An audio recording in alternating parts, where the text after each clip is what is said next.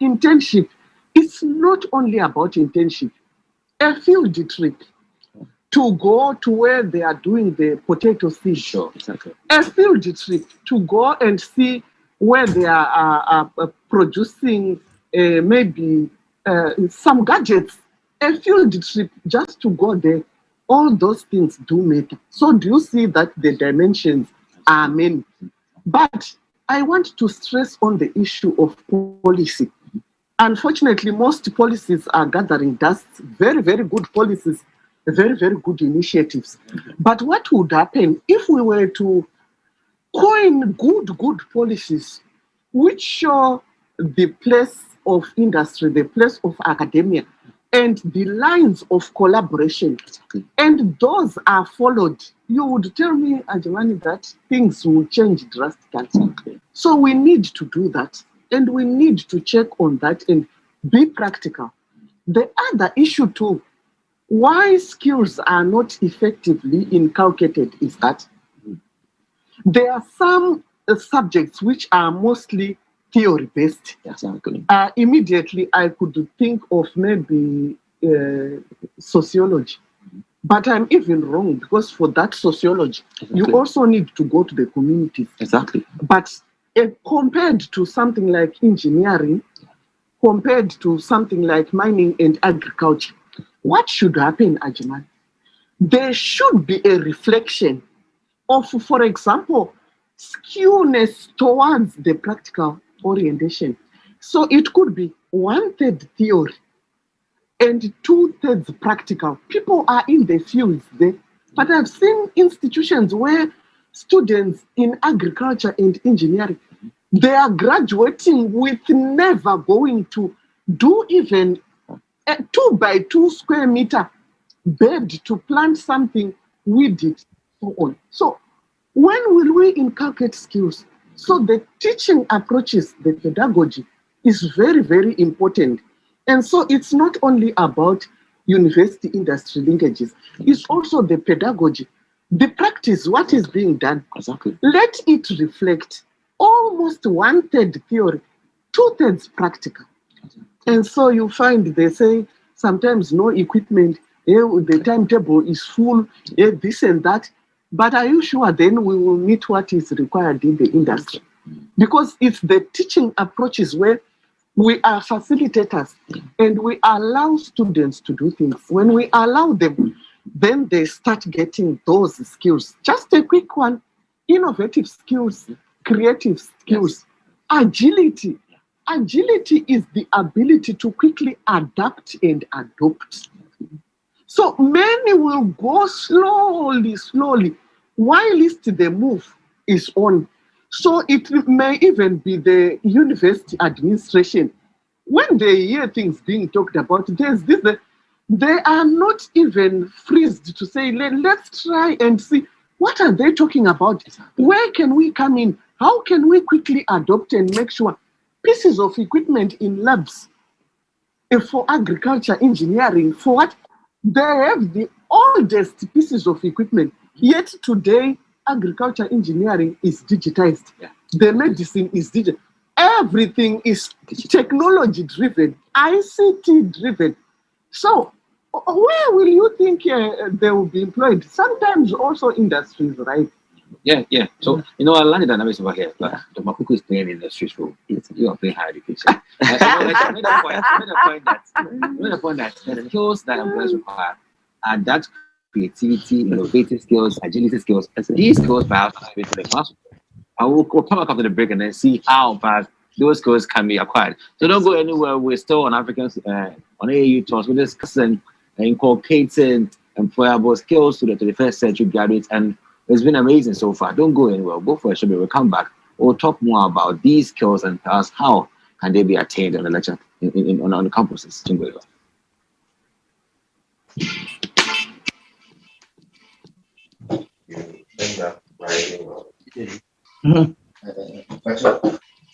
Access to some of it. Oh, yeah, access to some of it. Okay. The archive feature reference. Then look. Okay. You are on it. I finalize it. Documentation. Yeah. Bye. Amen. solid video cameras. When you over? Live streaming. Okay, so what strike? This is Oh, yeah. adjacent contact aims Hey. by the following address info@aau.org. AAU TV. Do you not be alone? Wow. I'm going to phone call Wednesday. Call us How much? I'm Wednesday. I thought they were still going to come. It's on Wednesday.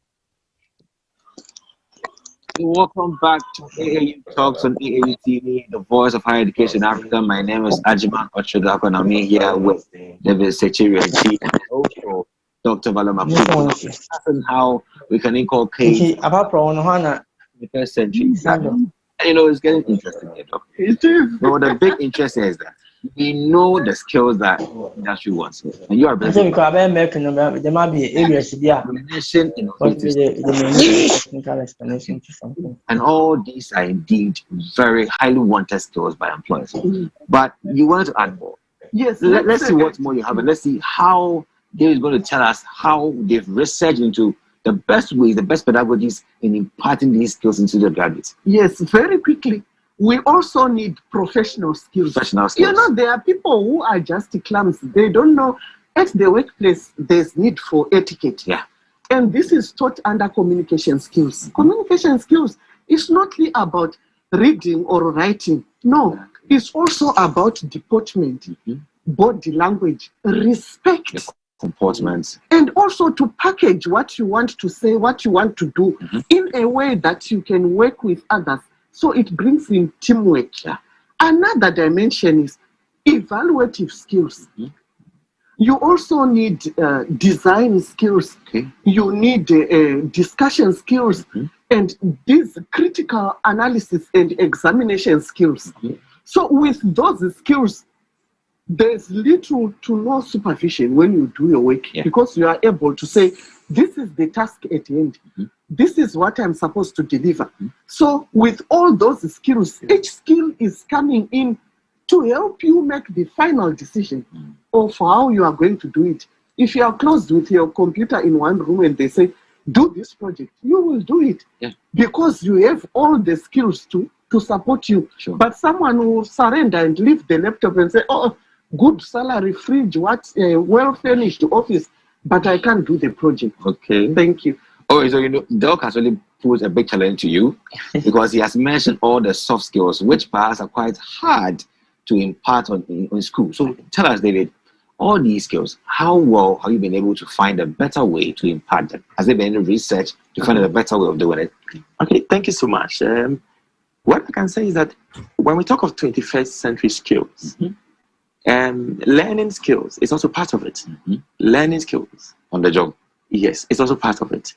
But this time around, with what the university does is that aside what we train students, even the how to even teach is a skill. Okay.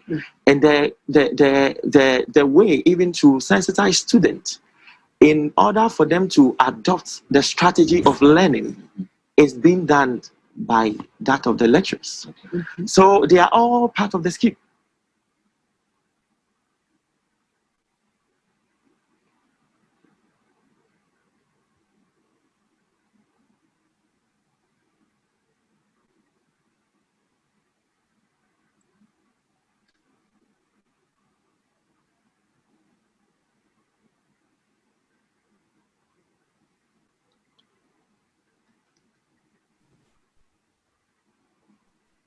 Hello? Hello? Hello? Hello. Yeah, so really sorry for the mishap. We are battling with internet connectivity. And that is why the line has to go off. We have to struggle and then put it back. So kindly forgive us. I was just on the introduction and the background of what the Students Center for Skills Enhancement is all about, and the line went off. So let me quickly go back again. I was just saying that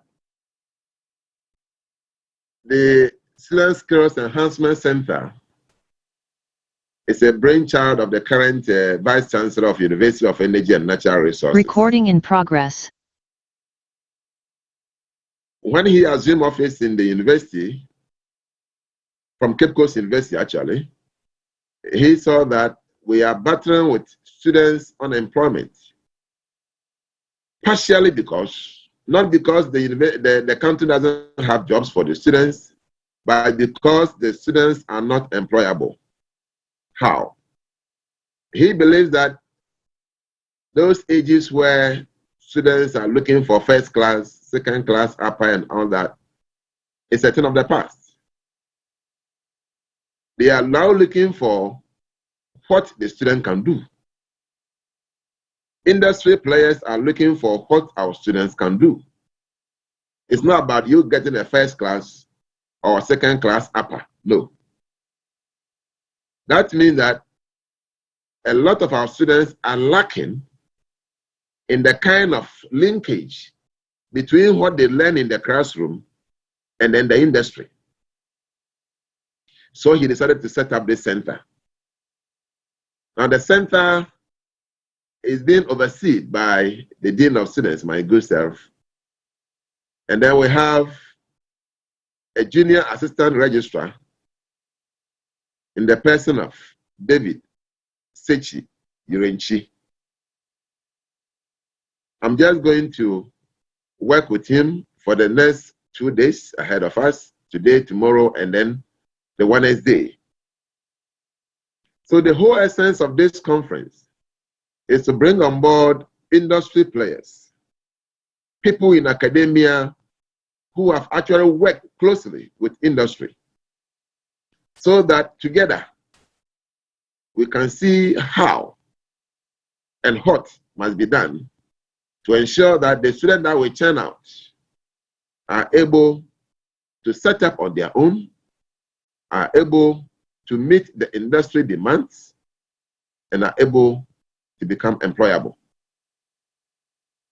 If you look at the speakers, in fact, we have actually outlined a lot of them for the next 2 days.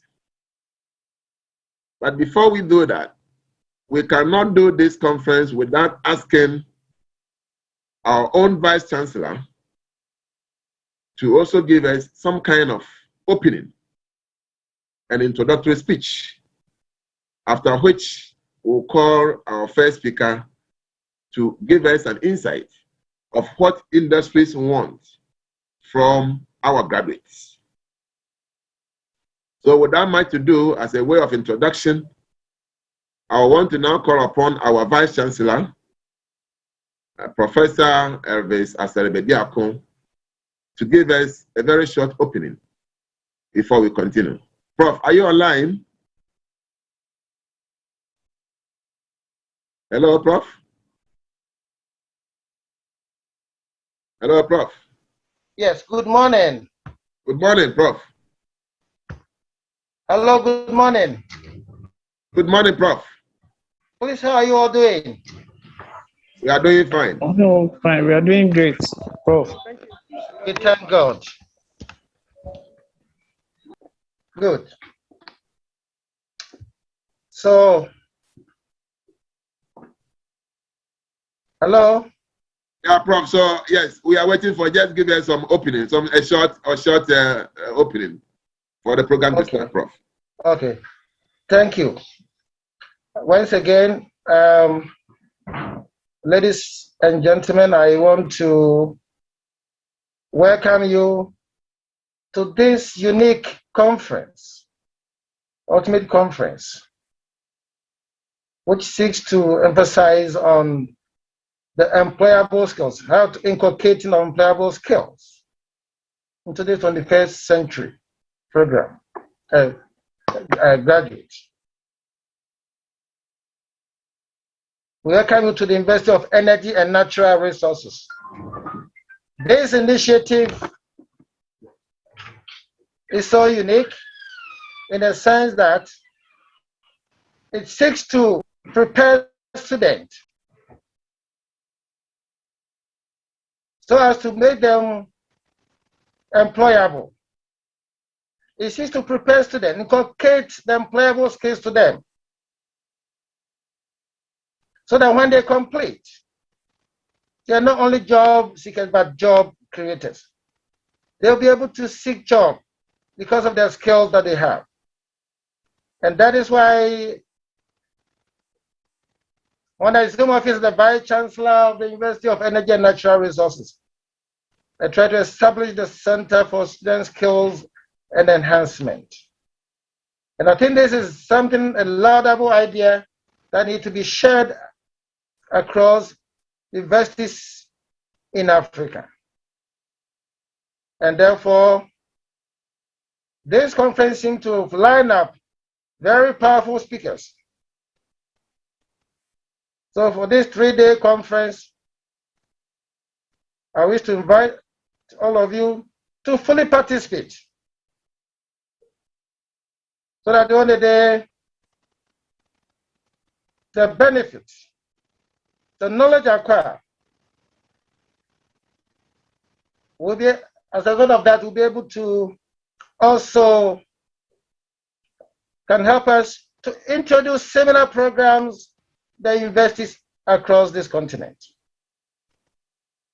I wish to welcome you once again, ladies and gentlemen, wherever you are.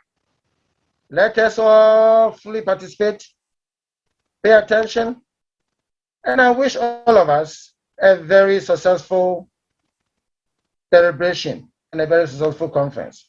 I wish you well, and may God bless you. Thank you very much. Thank you so very much, Prof. Thank you for your word of encouragement and your precise words to open the conference. Thank you so very much. On this note, we want to find out if the Pro Vice Chancellor of Ashesi University is online. He also has something to give us. Prof, are you online? Ashesi University Pro Vice Chancellor, are you online?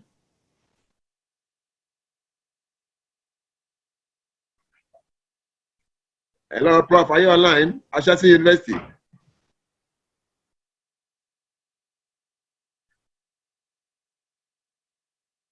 Hello? Hello, Adubia Lydia. Lydia. Hi. I'm told you are from Ashesi University, right? Yes, I am. Is your Pro Vice Chancellor online? She's currently not on the call, but let me follow up and see. He's on a call? I said she's currently not on the call. Oh, okay. Oh, okay. So what do we do? Do we skip him? Because he indicated he wanted to also say a word before we start. Yes, please go ahead. I will check and see if there's any updates on her end. Okay. All right. Good. So, kindly, can we have a very short introduction? Let's know those who are on the line, please. Quickly. So I start myself. I'm Dominic Otu, the Dean of Students of University of Energy and Natural Resources. Let's move on. The next person. Professor Elvis Asarvidiakon, the Vice Chancellor, University of Energy and Natural Resources, Thank you, Prof. Good. Yes, the next person.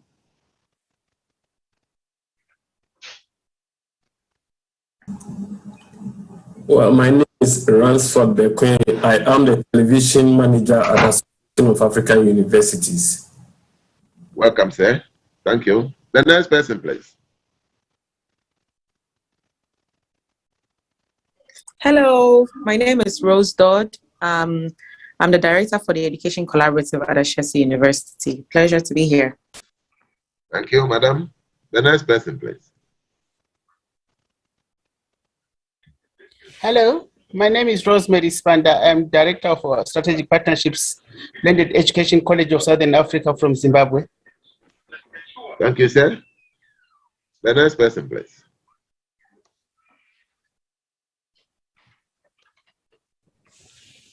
Okay, hello, I'm Dr. Prince Ncheje, a lecturer at the University of Energy and Natural Resources, Sinyane. Thank you, sir. The next person, please.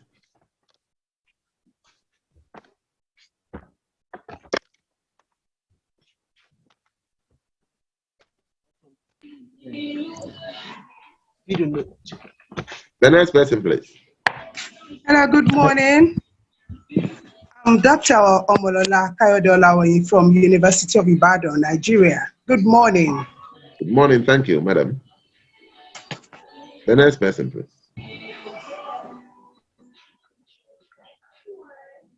Hello, good morning. Good morning. Hello. Good morning, please, my name is Kilian Nasampana Sosiga, lecturer, Mathematics and Statistics Department, Thank you, sir. The next person, please. Hello, good morning, everyone. My name is Abdul Karim Yusuf, a lecturer at University of Energy and Natural Resources. Thank you, sir. The next person, please. Hello, good morning. Good morning. Can you speak up a bit? Hello, good morning. Good morning. My name is Emmanuel. Yeah, Dr. Emmanuel Amankwa, Mechanical Manufacturing Engineering. Thank you, sir. Yeah, the next person. Hello. Hello. Hello, sir. We are hearing you. Hello. Yeah, Yeah, I'm we can hear you, Patrick sir. Oparisechi, lecturer, Chemical Sciences. Thank you, Patrick sir. Oparisechi, Chemical Sciences, lecturer. Yeah. Thank you, sir. The next person.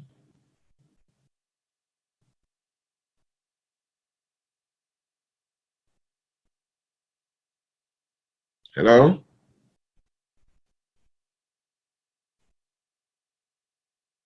Hello.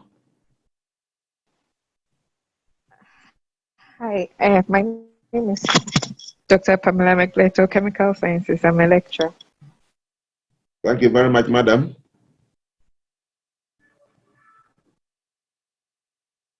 Next person, Adebia.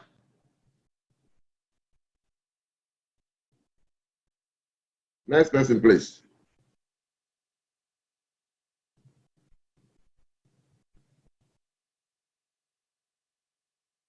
Next person, please.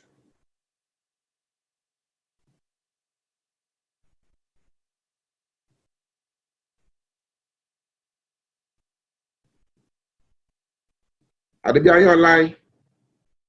Or we should go along? We should continue. All right.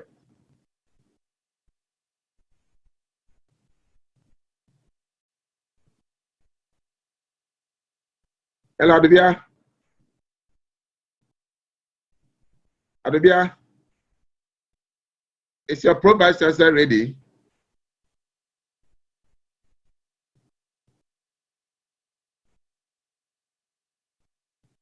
Adebia, are you online? Hello, Prof. Yes, is your pro vice chancellor ready? I don't see her on the call just yet. I know Adobia is giving her office a call.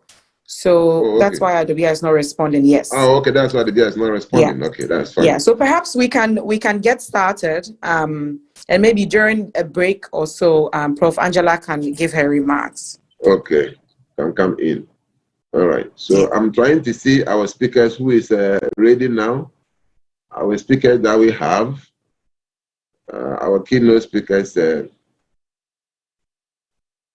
It's Mrs. Matilda Ajua Frempa. Is it Frempa? Is he online? Mrs. Matilda, are you online?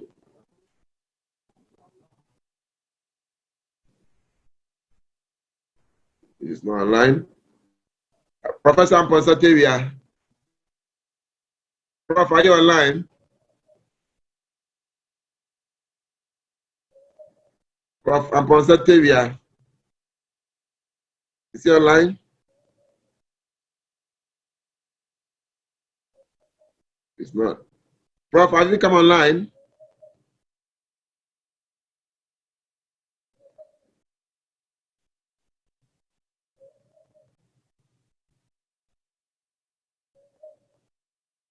Hello?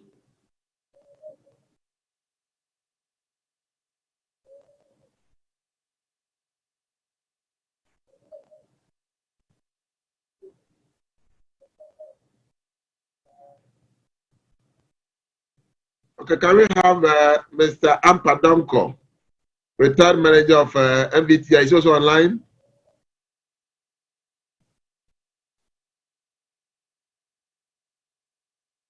Is he online?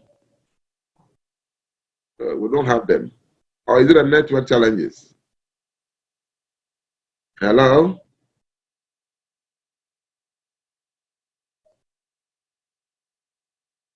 Hello?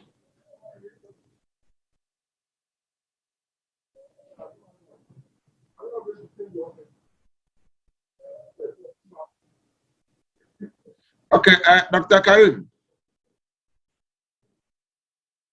Dr. Karim. Yeah, Dr. Utu. Yeah, can you briefly tell us your experience in South Africa? How students in graduate in South Africa, how are they able to integrate into the work society? Before we call on our first speaker, I think we are having challenges getting them online. Can you briefly tell us your experience in South Africa? How are graduates in South Africa coping with industry? Yeah, I think having the opportunity to study in South Africa, I think I've been exposed to a lot of opportunities regarding how students are linked with the industry during their study on campus. So usually what happens in South Africa is that the institutions usually arrange with industry. So from time to time they come to introduce their products or what they do in the industry to the students. And most often students get contacts of those who visited the university to introduce their products to them or what they do in the industry. And students begin to kind of communicate with the industries that they hope to work in when they graduate from their various universities. So by the time they finish their studies, then they already have a fair idea of what is going on in the industry. And with that, so you have a lot of experience. What do I require? What do I need so that I'll be able to be suitable to the market? So I think what we can do in Ghana, or what we should try to improve upon, is to try and get these industries come into the university to introduce what they actually do in the industry to the students, so that the students will have a fair idea of what they can use what they are learning in the universities when they go out there. A lot of students are not aware of the use of the methods or the models or whatever they study in campus. They don't know where are they going to apply them, how are they going to apply them, how are they going to use that to solve problems.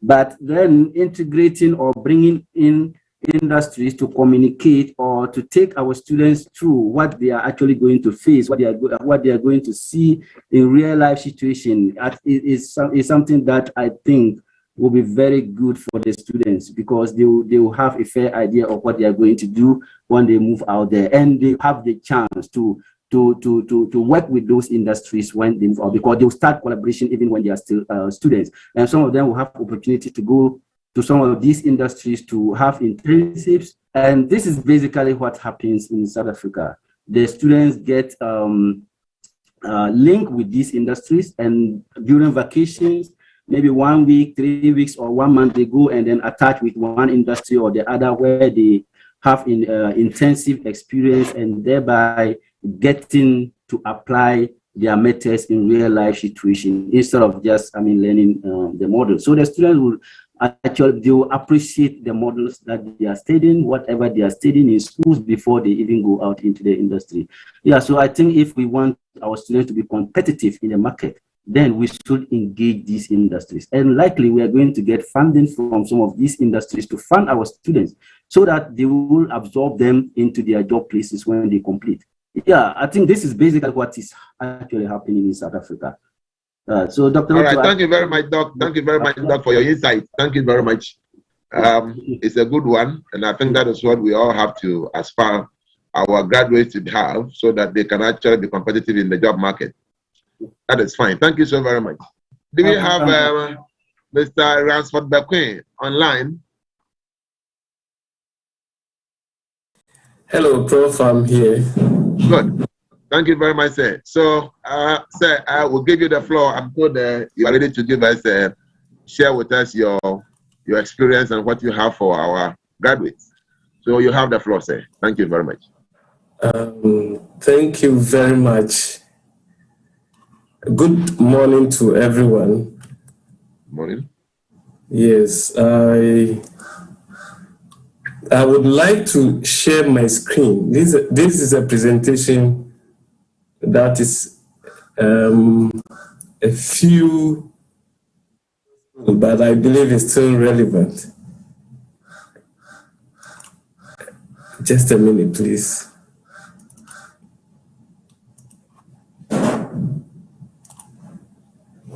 Please, can you see the screen? Hello?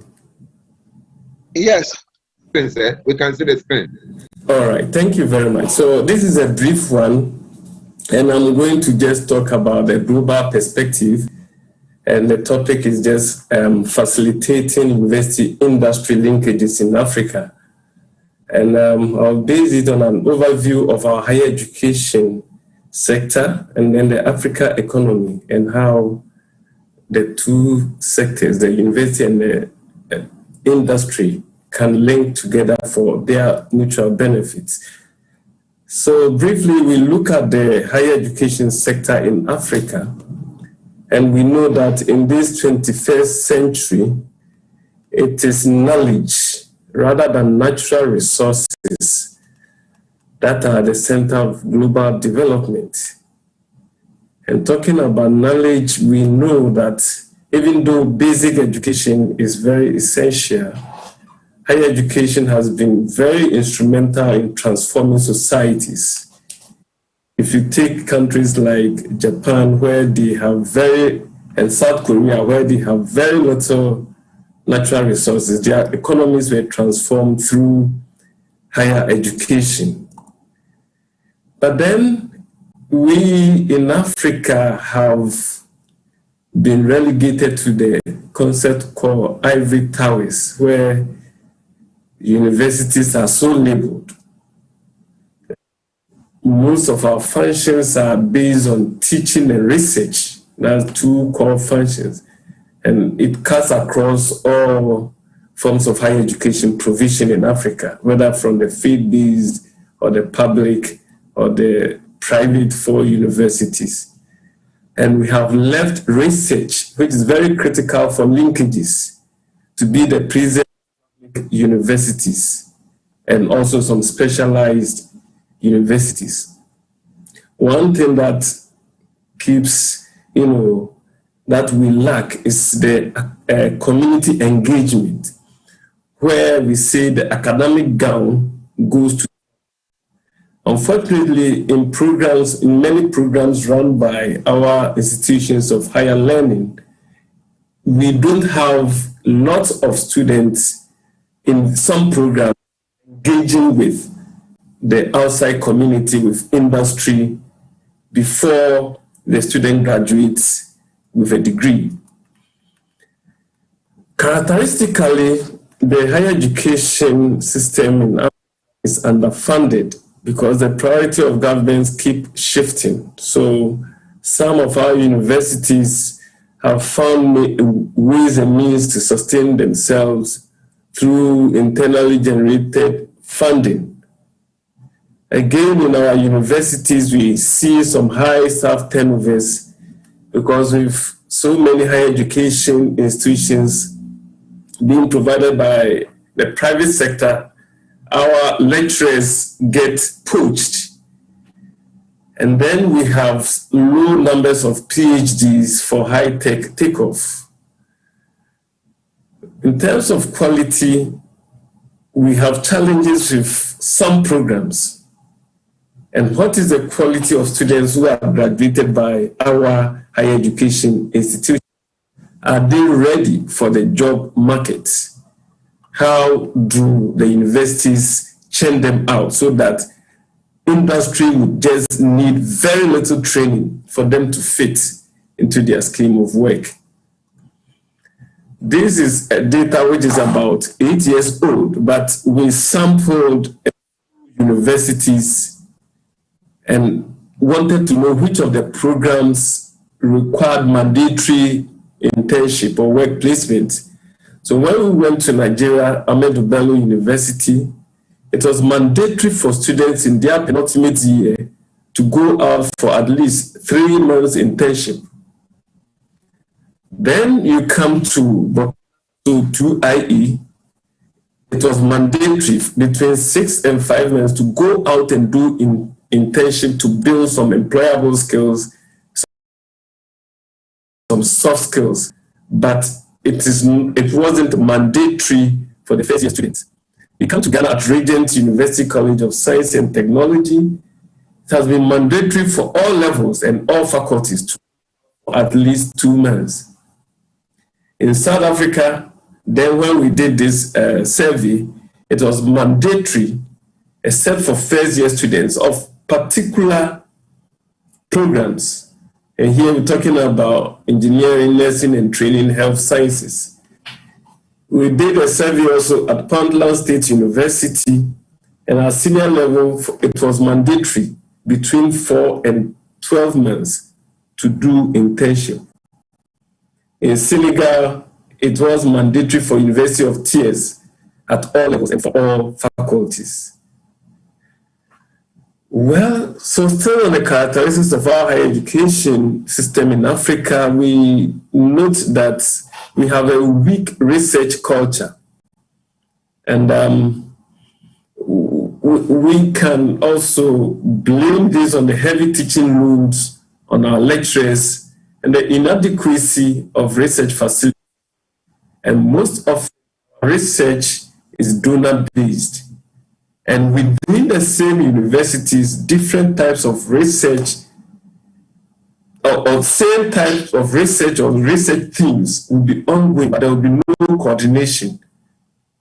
Again, we realize that there are few enrollments in science and engineering in our various universities, and it's even fewer with our private universities. And the problem is compounded by the massification of enrollment because Africa has the demographic dividend, and there are so many youth who are ready for uptake into tertiary education, but our gross enrollment ratio is just about 6% then in 2007, as against the global average of 26%. Furthermore, the African economy itself is quite agrarian, and we depend on subsistence with agriculture as our mainstay, and our farming practices are still outmoded. Where we lack focus is that Africa is dominated by the informal sector, which employs up to about 70% of the workforce in some countries. And this informal sector contributes between 50 to 80% of our GDP. However, we hardly use ICTs in the informal sector, except for perhaps the use of the mobile phone, which is now gaining some currency. Unfortunately, too, most of Africa lacks high-tech industry and a true technology culture. So most of our industries are subsidiaries of parent companies elsewhere, and the few ones that we see around that we boast as our industries are often small and medium-scale industries that are producing for the local market. And so this weakens the collaboration between industry and universities. So how do we promote these linkages for our mutual needs? First, there should be readiness from the university leadership. Yes, we want to collaborate with them. And that readiness also should also have the buy-in from industry. Is industry ready to collaborate with the universities? What is needed and what is critical is that both have a common ground, and that is research. So, and to engage in research and with the readiness of leadership from both sides, we need some partnering tools and some skills development. That industry's needs need to be assessed by the universities so that the research will not be uncoordinated or will not be related to things that are not needed by our industry. So universities need to target which industry they want to work with and engage with them so that they can find solutions that will churn out new technologies and new platforms for mutual benefits. In the gist, so universities are responsible for the discovery and the research to churn out new technologies, which can be commercialized into new products and services by the private sector. This will continue to build that partnership and strengthen it. In Africa, research is essentially for collaboration, but many industries are not even aware of our existing research results and new technologies that we produce from our universities. Hence, our higher education participation rate in research is very low. It's just about 5% in sub-Saharan Africa compared to their participation rate of over 50% in many high-income countries.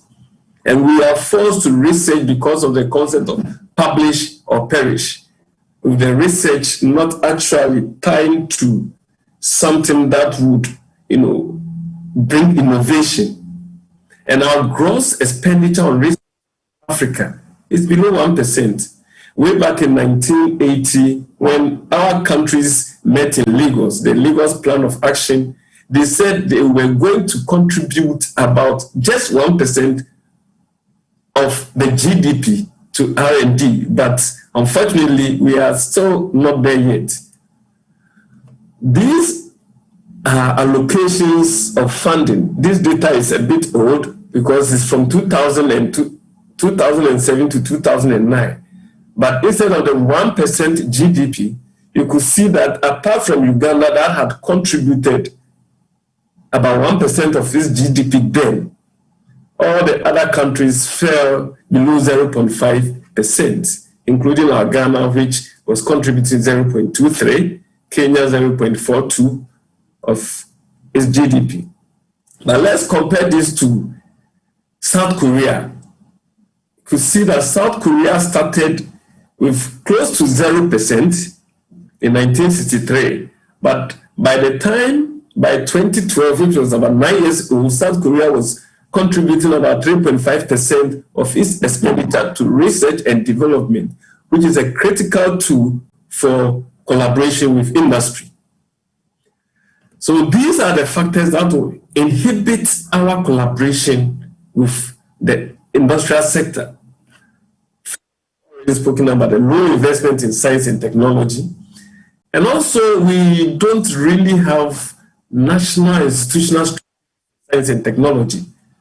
We still have very weak or non-existent policies on intellectual property rights, which is very critical to encourage research.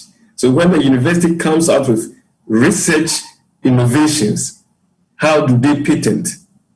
So patents and copyrights are often considered as the de facto measure of innovation.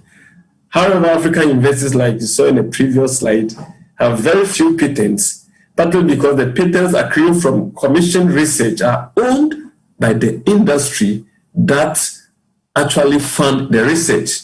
And so the university tends to lose. And even to also acquire a patent, it is very prohibitive in terms of cost. This data shows in 2011 the patents that we have generated in Africa. And you could see that University of Wales in South Africa, actually the South African universities have really done well in churning of patents. And this is not a yearly patent, but the collective patent.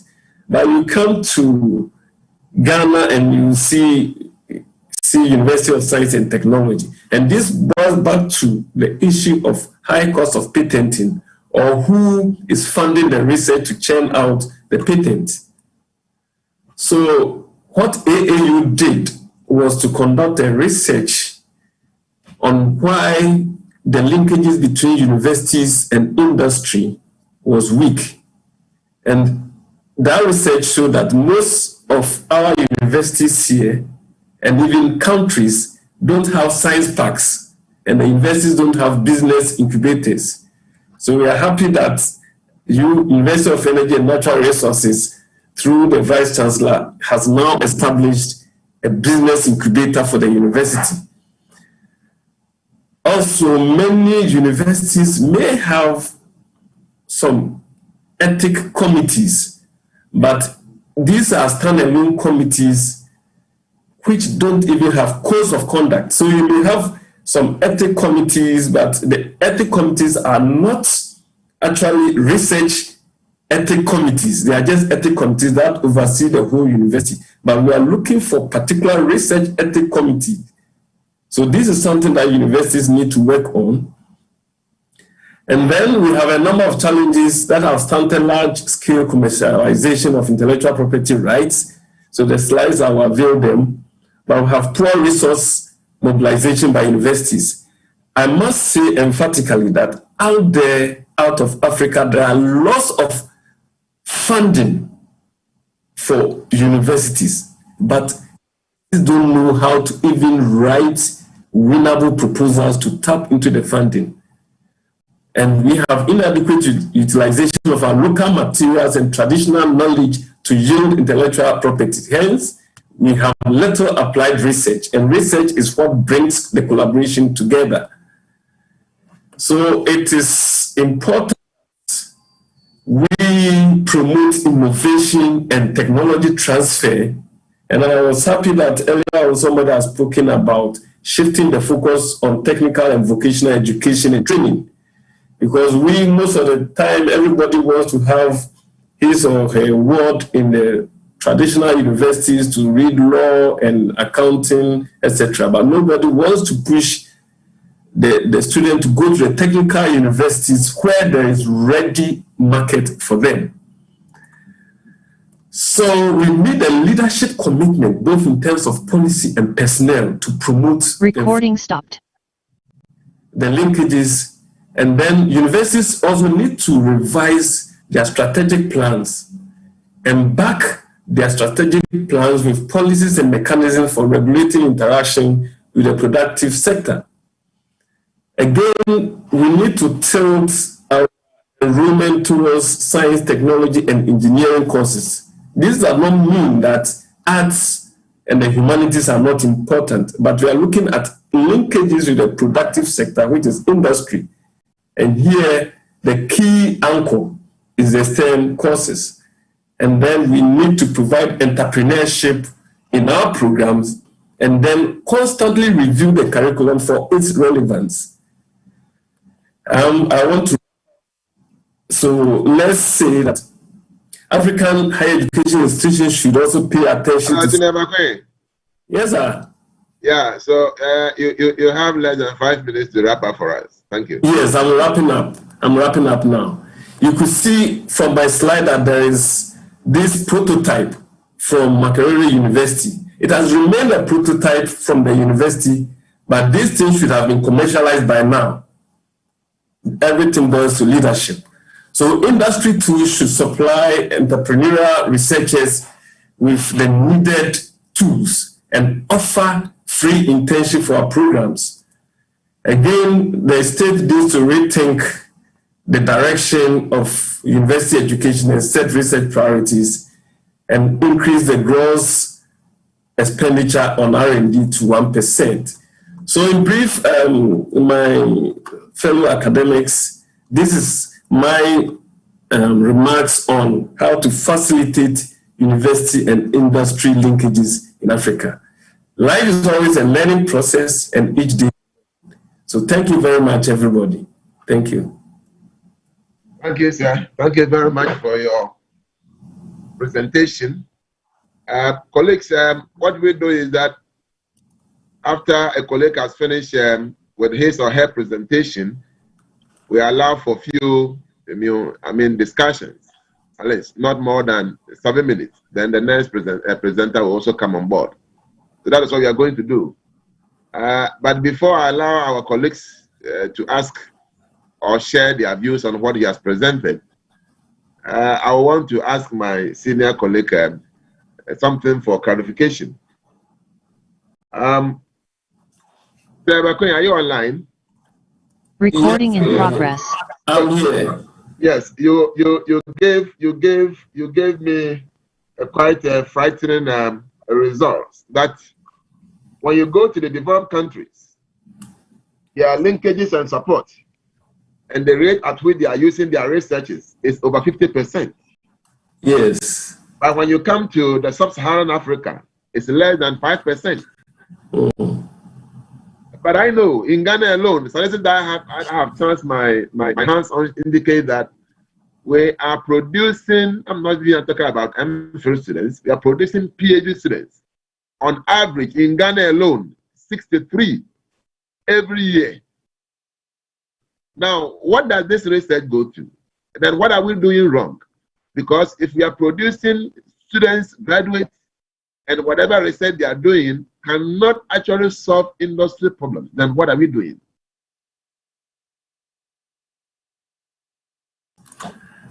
Thank you very much. Yes, Ghana may be producing PhD students, but there are two things. Are the PhD students being churned out to teach or to research? This is the first question we need to ask ourselves.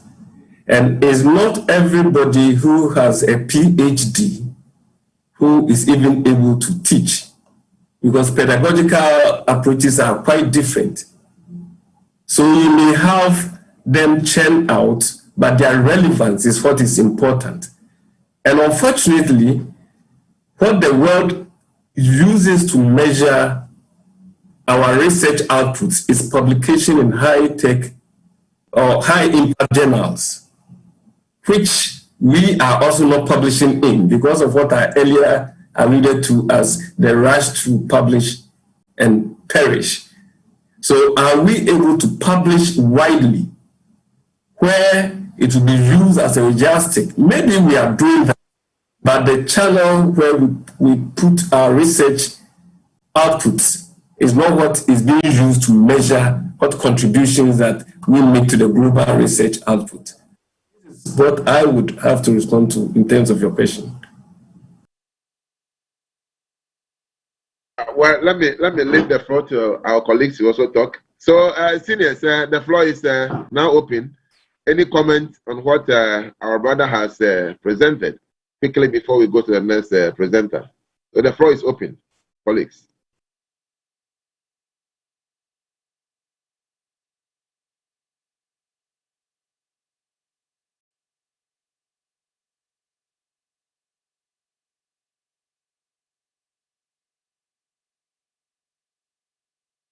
Karen, go ahead. Karen, go ahead. I can see your hand. Go ahead.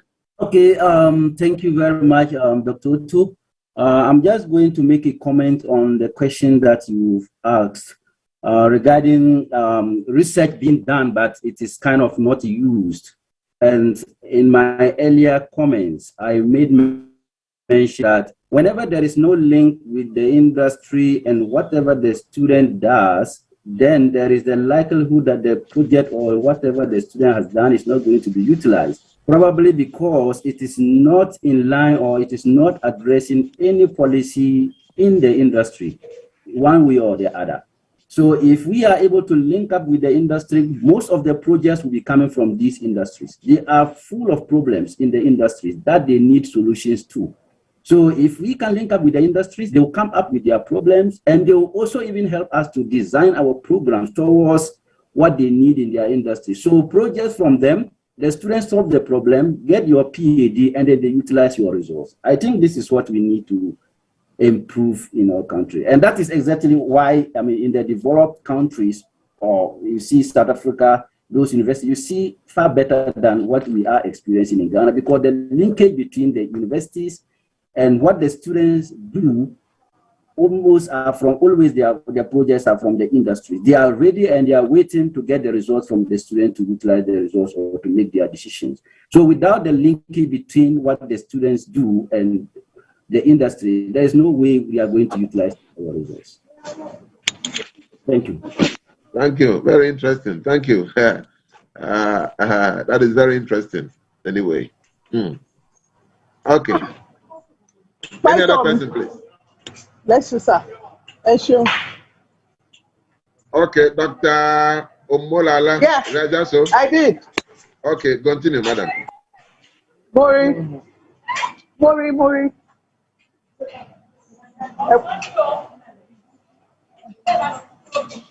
Okay.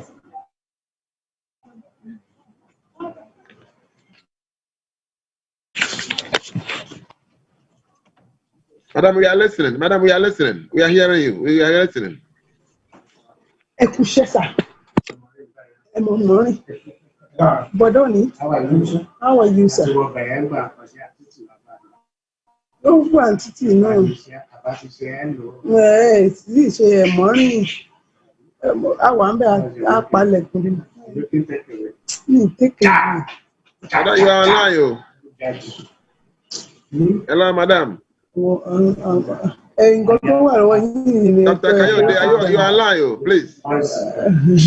If you can unmute yourself, if you are not ready, you can unmute yourself.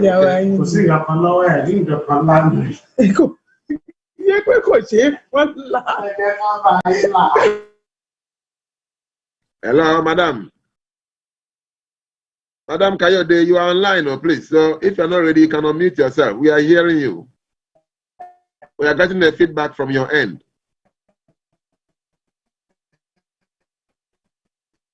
Hello?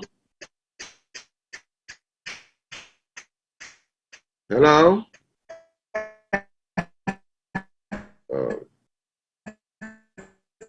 Hello? I think we have some challenges from her end. Can somebody come on board, please? Any other comments? Any other comment? You just show by hand and I will let you in.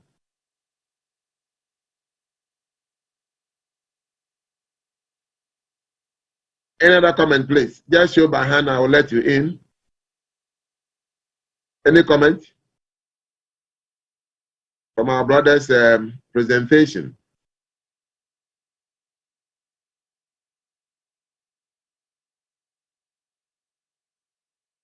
Any comment? Okay, so Dr. Karim. Yes, Dr. Utu. So this from what Senior Ransford the Queen spoke about, and from the answer you're also trying to give. Yeah. Does it mean that we are actually doing something not in conformity with what industry want, or what? What is the problem? Absolutely. Yeah. That is exactly what we are doing.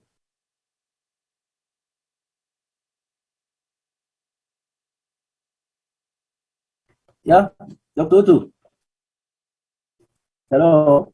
Yeah, I can hear you talk, please. We can hear you. I'm saying that is exactly what we are doing, because most of the projects, like the industry will tell you, this is how we want our problem to be solved. You have a problem, and there are different ways you can solve it. There are different ways you will solve it and formulate policies out of it. So the industry will say, okay, this is our problem, and we want you to do this for us. Nothing but exactly that. So you may do a good work in a paper, and people will come across the work, but they may not necessarily need it to address their issue. So they won't actually use it. Yes, people will read and cite it, but in terms of real application, they may not use it. But if industries will approach an institution or a department and say that, yes, this is the project that we have, this is the problem we want to solve, then you pick the problem as a department or as a research center. And obviously there is going to come, this project will come along with funding. You get a PhD student or a master's student, the student will solve this problem, and you will use that funding from that industry to fund such students. The industry is spending money so that the student can solve this problem for them. So they are ready and willing to support the student, and they are ready to also use the resource. And that is exactly what is happening out there. And that is why their resources are being used than what we are experiencing here. So, Dr. Otto, I will say that, yes, probably. That is exactly why the usage of our research is low. All right. Thank you very much. Madam from the Association University, are you online? Association University, madam, are you online? I think madam is not online. Okay. So, any comment again before we go to our next speaker? Dr. Otto, let me just add a few more data for us to digest this afternoon. The African Capacity Building Foundation conducted a survey to look at our capacity requirements for the implementation of the first 10 years of the African Union's Agenda 2063. And interestingly, the first decade ends in 2 years' time. And the survey showed that currently Africa has about 55,000 engineers, but we need an estimated 4.3 million engineers. So if we are able to produce, it means that we have to produce over 300,000 engineers each year until 2020, which we've not been able to do. Again, we need about 21,000. We currently have about 21,000 geologists, but our estimated request on 174,000. And finally, Africa as a whole has only 82,000 agricultural scientists, but the continent needs about 152,000 by the year 2023, which is 2 years' time. That meant that we should have been producing about 8,000 agricultural engineers or agricultural scientists every year. So we see the challenge. How are universities responding to these overtures from industry so that we can be able to produce to feed industries? Where is the focus? Is it in our strategic plan? So this is food for thought for this afternoon. Thank you very much. Thank you very much. Very interesting. Very, very interesting. Joshua Wumbe, are you online?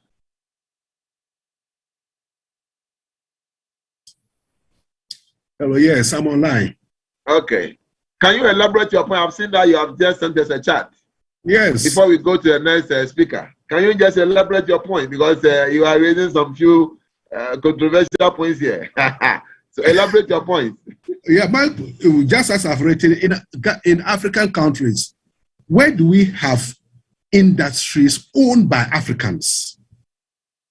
Most of them are either collaboration with some Western world industries. So indigenous industries, we don't have them in Africa, except South Africa. And the requisite funding that should have gone into the research in African countries to bring out new products and all those things, those funding are sent back to the Western world.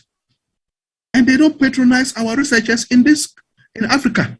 Absolutely. So that's the biggest challenge. Until we are able to indigenize our own industries, then the funding industries to funding research in Africa will suffer. And that is where I'm coming from. And let's check, we can do a further check on this assertion. And we will see that indigenous African industries, they are not there. Very few, and those few ones, there are all challenges that they go through. They don't have the financial muscle that can really fund huge researches that can bring out meaningful innovations. So that is the biggest challenge of Africa. And our leadership policymakers should therefore bring about what we call the domestication of our industries. I think this is my comment on that issue. Thank you. Hello. Hello. Hello, I can hear you. Yeah, we can hear you, sir. I rest my case. Thank you. Hey, very interesting. Anyway. So, Joshua, let me ask you.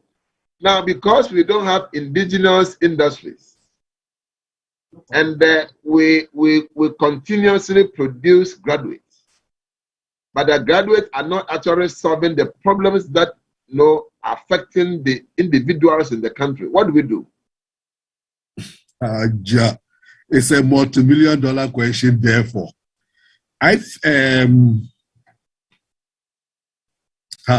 well, that's one of the reasons why we are having this conference. So let's go in and see how we can delve into that. But the truth is, really, we don't have industries that can sponsor, and the money that is required to be able to come up with innovations that can lead to patenting is so huge, as the presenter indicated. So I think that another way may be that collaboration between universities, and then when they are able to come up with any idea or any new thing, then they will push it to our African indigenous businesses for them to take it up. So universities should think of some form of collaborative research where they will bring their resources together to achieve an aim. Thank you. Thank you. And lifting function is not working, but I also wanted to say something. Okay, Dr. Makuku. Okay, go ahead. Thank you very much. Yes, we lost a bit because we had a special meeting and conference at AAU. But I want to congratulate the Vice Chancellor and the team for that special unit, as well as the university at large. You have done extremely well.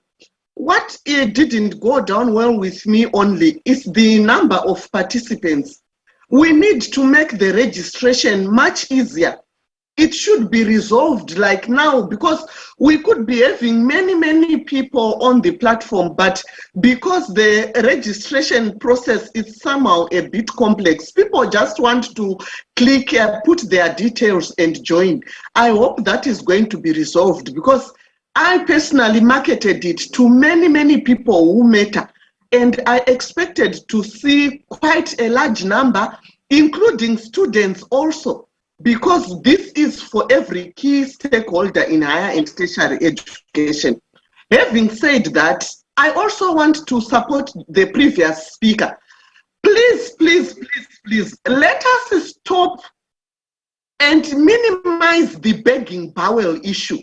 Why don't we have our own initiatives? Why don't we apply for grants? At AAU, we teach a workshop on grants applications, winning grants applications workshop. And this is very important because particularly now, there are lots and lots of grants out there. People should know how to look for those grants. People should dedicate a few individuals to search for those grants. People should dedicate teams to apply for those grants, and succinct good teams of people with the skills to apply for grants that can sail through. People who know what is needed to apply for grants that sail through. And if we are not doing that also, we are in trouble. Please, I think the collaboration aspect which has been talked about, it's something which is very important. The selfishness of saying, I will have my thing, I will have my thing, it won't be successful without collaboration. And so just to give others time, this is the little I have to say this time. Oh, where have I put? Have our own fundraising initiatives other than applying for grants. There are a lot of other things which we can do in the institution to apply for to get funding to start our own activity. Thank you. Thank you, Dr. Makuku. I think your point is well taken. In fact, our IT guys are making the linkages quite difficult and cumbersome. Like you said, people need to just press on a button and they are there so that they can join. But it is not like that. we hope that, we have 2 days more to go. Tomorrow and the Wednesday, it will not be like this, so that people can join. In fact, we were expecting about 500 of our final year students to even join. They are all complaining that the registration and the joining process is so cumbersome, and they are finding it difficult to do that. So we are taking good note of it. We'll look at that. Okay. Good. Let me give the chance to Boris Ingara. Hello, please. Hello, Doc. Yeah, Boris Ingara. Hello. Yeah, the hand is up, please. Hello, Doc. Yes, who is this? Who is speaking? This is Salom. Please, I want you to note something. Please, nobody is making anything cumbersome. Please, when this thing started, this link can take up to 300 people, and I have created a link, and it was sent out. As at now, 114 people registered through the same link. The link could be opened. Okay, so you know what? Don't worry. No, please. So the blame game is going up too much. Please, I don't want to accept this. The blame game is going too much. Okay, that's okay. I don't want to accept this because it is a procedure. Okay, that's okay. Thank you. Ingara, your hand was up. Ingara. Okay, Dr. Makuku.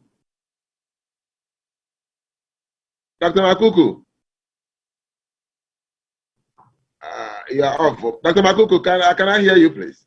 Yes, so it's better to send instructions, because for me, I had an instruction of what I can do to join. Without that instruction, I would not have joined up to now. I've been trying for the past more than 40 minutes. So send out the instruction of how people can join if you say it's your procedure. Okay, that's okay. Thank you, madam. But let me also ask you something you mentioned about a lot of funding out there, especially in AAU. But you see, that does not totally answer the question of linking industry and academia. Now, one of the speakers said that we don't even have the industries. Is that correct? That we don't even have the industries for the academia to link up with them and begin to solve their problem. Is that correct? No. Let me quickly come in and say that we can't say that, because we have different faculties and different departments that have got students and faculty. Why did you introduce the programs that you have if you knew that there's no industry which could absorb them?